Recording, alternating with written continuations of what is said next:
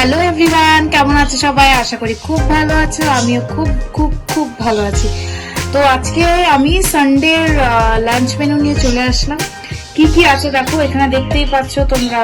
ভাত, তার উপরে আমি দিয়ে দিলাম ঘি, এখানেও দিয়ে দিলাম ঘি।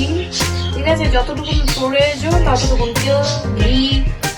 তারপরে মাখন বেশি খাবে না, অল্প যতটুকু দরকার একটু সেন্টের জন্য। পড়েই গেল চামচটা আমার। ও আচ্ছা, এটা হলো আমার ঘি হয়ে গেল পাতে। এবার আমার এখানে আছে হচ্ছে পালং শাক। ঠিক আছে, পালং শাক করেছি, অল্প রসুন দিয়েছি, দেখবে টেস্টের জন্য বেশ ভালো লাগে খেতে। রসুন দিয়েছি, কালো জিরা ফোড়ন দিয়েছি আর শুকনো লঙ্কা। ঠিক আছে, আর কিচ্ছু না, সিম্পল। আচ্ছা, এইখানে আমি বানিয়েছি, এখন তো শীতকাল উইন্টার, তাই জন্য পেঁয়াজের পাতা দিয়ে না অমলেট করেছি, বেশ ভালো লাগে। পেঁয়াজ পাতার ভর্তা এসব দিয়ে বেশ ভালো লাগে খেতে। লঙ্কা আর পেঁয়াজের পাতা দিয়ে অমলেট, 3টা ডিমের অমলেট। এটা হয়ে গেল আমার অমলেট। এবার এখানে করেছি হচ্ছে মুসুরির ডাল করেছি। এটা মুসুরির ডাল কি দিয়ে করেছি? মুসুরির ডালটা করেছি আমি কি বলে, আরে রাঁধুনি আর হচ্ছে তোমার শুকনা লঙ্কা দিয়ে মুসুরির ডাল করেছি।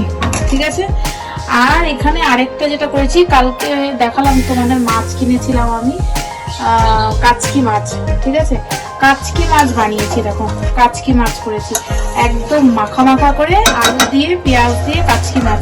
আরেকটা কথা বলে দিচ্ছি, যাদের অ্যালার্জির প্রবলেম আছে চিংড়ি মাছে, তারা এই কাচকি মাছটা খাবে না। কেন কি অনেক সময় এটা কুচো মাছ, তো অনেক সময় ছোট মাছের মধ্যে সব রকম ভ্যারাইটিস মিশানো থাকে, যতই তুমি বেছে নাও।